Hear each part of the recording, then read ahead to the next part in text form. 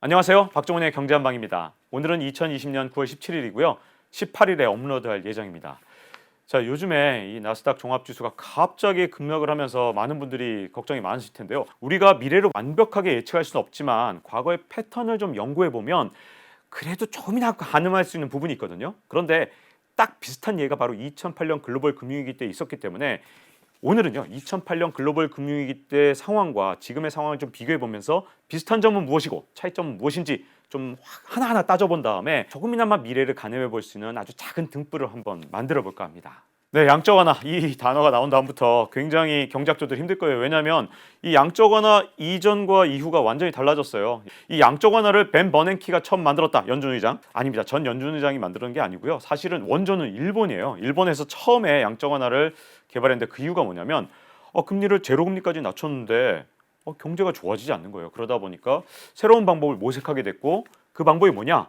이 시중은행이나 이런 데서 갖고 있던 국채를 일본 중앙은행이 사주는 방법을 쓴 겁니다. 근데 양적 완화 처음 만들 때는요 많은 사람들이 헬리콥터 머니를 좀 기대했습니다. 그래서 이런 사파 많이 보셨을 거예요. 헬리콥터에서 막 돈 뿌리는 장면. 그래서 양적 완화를 헬리콥터 머니라고 아직도 생각하시는 분들이 좀 계실 텐데 사실 헬리콥터 머니하고 양적 완화 직접적인 관련 좀 없어요. 왜냐하면 헬리콥터 머니의 진짜 뜻은 경제적으로 진짜 어려운 상황에 처한 분들한테 돈을 막 진짜 꽂아주는 그런 게 헬리콥터 머니거든요. 근데 양적 완화는요 그런 효과보다는 사실 중앙은행이 은행한테 돈을 뿌려주는 그런 느낌이기 때문에 이게 돈이 중앙은행과 은행 사이로 왔다 갔다 하면서 그냥 돌고 끝나버립니다. 그러면 이렇게 해서 늘어난 돈이 어떤 효과를 주느냐? 실물 경제를 살리는 게 아니라 자산 가격만 계속해서 끊임없이 올리는 거예요. 자, 그러면 연준이 이걸 알고 있었을까 없었을까? 바로 힌트를 볼 수 있는 게요. 이게 그냥 자산 가격 올리는 게 진짜 주목적이었을 수도 있는 게 2010년 11월에 버냉키 전 연준 의장이 연설을 하는데 이런 얘기를 하는 거예요. 자, 양적 완화로 주택 가격이 오르면 부자가 된 느낌을 갖게 되기 때문에 더 많은 돈을 소비하려 할 것이다. 그리고 집값이 오르면 이걸 따라서 계속해서 집을 사려는 사람이 늘어나기 때문에 주택 시장이 침체해서 확 회복된다.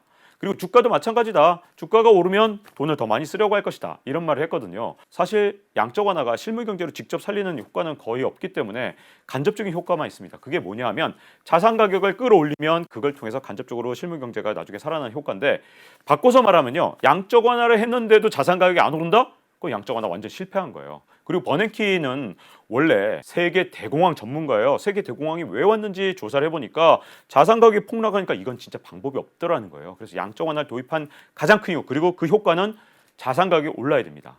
그래서 많은 분들이 오해하시는 부분 하나 바로 잡고 싶다면 실물 경제 굉장히 나빠. 그런데 이게 막 자산 가격은 엄청나게 올라갔어. 언젠가 자산 가격 이 실물 경제에 따라서 떨어지면 어떡하지? 떨어지면 어떡하느냐?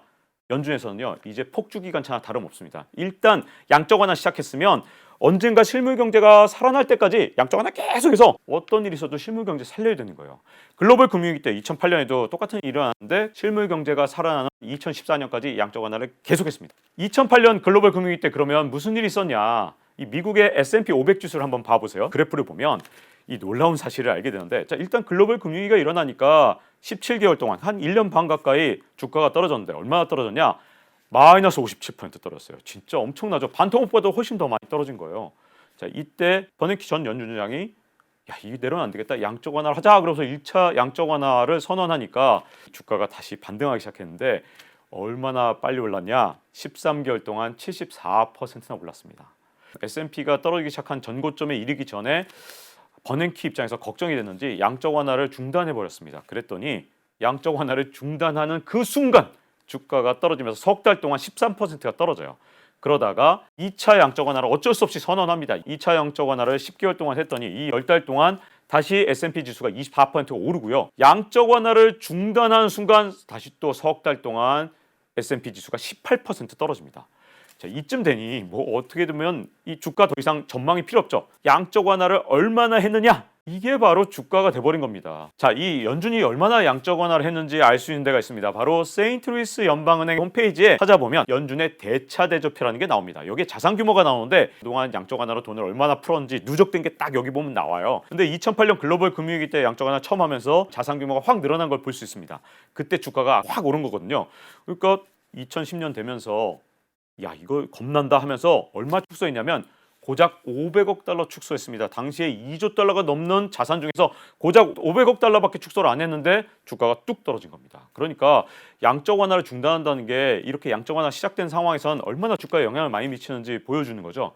자, 그런데 2020년에도 똑같은, 왜냐하면 주가가 너무 많이 오른 거예요. 그러니까 이번에 파월 의장도 야, 이대로는 안 되겠다. 이거 양적 완화를 계속했다가 나중에 주가가 나중에 버블까지 올라서 막 터져버리면 어떡하지? 그래서 양적 완화를 축소하기 시작했는데 그게 언제냐 하면 2020년 6월 5일부터 축소를 했습니다.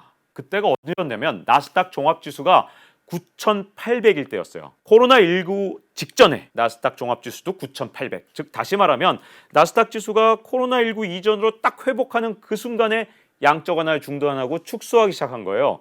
자, 그런데 2008년 글로벌 금융위기 때 그때 당시에는 딱 양적 완화를 축소하는 순간 바로 주가가 떨어졌거든요. 근데 이번에 6월 5일자에 양적 완화를 축소하기 시작했는데 웬걸 주가가 계속 치솟아 올라요. 특히 나스닥 지수는 막 하늘 높은 줄 모르고 치솟아 오르는데 왜 달랐을까?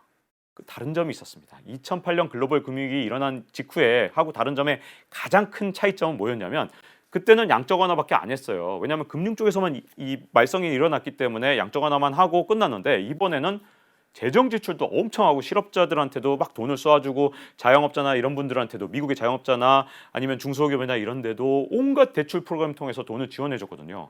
이렇게 생긴 돈으로 많은 사람들이 주식 투자에 뛰어들었는데 그때 마침 이 개인 투자자 투자 열풍이 미국에서도 불었습니다. 우리나라에서는 동학개미 운동이라고 불렀지만 미국에서는 로빈후드 투자자다 이렇게 불렀는데 그 이유가 뭐냐면 그 당시에 로빈훗이라는 어플리케이션이 엄청난 인기를 끌면서 스마트폰으로 막 투자할 수 있는데 여기다가 이 증권 수수료가 없어요. 사고 팔아도. 그전까지 미국에서 증권사들이 꽤 많은 수수료를 물렸는데 수수료가 없으니까 개인 투자자들이 막 뛰어든 겁니다. 여기다가 결정적인 게 손정희 회장이 뛰어든 거예요. 언제 뛰어들었냐? 8월 초에 뛰어들어서 그러지 않아도 나스닥 지수가 막 언제 떨어질지 몰라 양적 완화 축소했어. 그래서 이제 좀 조정을 받아야 되는 그 순간 바로 2020년 8월 초부터 손정희 회장이 콜옵션을 통해서 나스닥에 투자를 했는데 이게 우리 돈으로 한 5조 원 정도 되거든요. 그런데 문제점은 콜옵션으로 투자를 했기 때문에 실물에는 이게 몇십조 원어치 주식을 새로 산 거랑 비슷한 효과를 가져왔기 때문에 그만 주가가 나스닥 지수가 완전히 오버슈팅을 한 겁니다. 그러니까 아니 이건 연준에서 아마 생각을 못했을 거예요. 연준이 바랬던 건 전고점보다 딱 더 올라가지 마라. 아마도 연준 입장에서는 주가가 자기들이 생각한 것보다 훨씬 더 많이 제 생각에는 그 정도가 한 25% 정도나 될 정도로 굉장히 오버슈팅을 했다고 생각을 하고요. 그런 상황에서 주가가 조정을 하니까 많이 걱정이 돼서 아마 이런 말을 하지 않았을까 싶습니다. 그래서 연준 FOMC 회의 때 시장 여러분 걱정하지 마세요. 우리 연준 이사들은요 2023년까지 제로금리 할 겁니다. 그래서 점도표라 그래서 점 찍는 게 있는데 이 점 찍는 걸로 2023년까지 제로금리 라니까요. 이렇게 시장을 안심시키려고 노력을 했고요. 파월 의장이 또 이런 말도 했습니다. 우리 연준에는 아직도 굉장히 많은 카드들이 남아있고 경기를 계속해서 부양할 수 있습니다. 이런 말도 했거든요. 파월 의장이 여러 가지 얘기했어요. 우리한테는 대출 프로그램도 많고요. 여러 가지 다양한 부양책이 또 있습니다. 포워드 가이던스도 있고요. 뭐 이런 말도 했지만 사실은요. 연준이 갖고 있는 가장 강력한 무기는요. 2008년 글로벌 금융위기 때나 지금이나 똑같습니다. 바로 연준의 양적 완화거든요. 그러면 양적 완화를 얼마나 더 할 수 있느냐? 현재 연준의 양적 완화 규모가 한 7조 달러 정도 되는데요. 이게 일본 정도까지 한다 그러면 일본이 지금 뭐 GDP 100%가 넘는 정도 수준까지 양적 완화를 했는데 일본하고 비슷한 규모까지 한다 그러면 놀랍게도 20조 달러까지도 할 수 있습니다. 그러다 보니까 미국이 지금보다도 3배 정도는 양적 완화를 할 수 있는 여력이 더 있는데 다만 미국 입장에서 아주 골치 아픈 것들은 이렇게 양적 완화 진짜 막 20조 달러까지 하면 인플레이션이 올 수도 있고요. 또 달러화 가치가 너무 희석돼서 달러 패권이 위협받을 수 있기 때문에 여러 가지 고민들은 굉장히 많을 겁니다.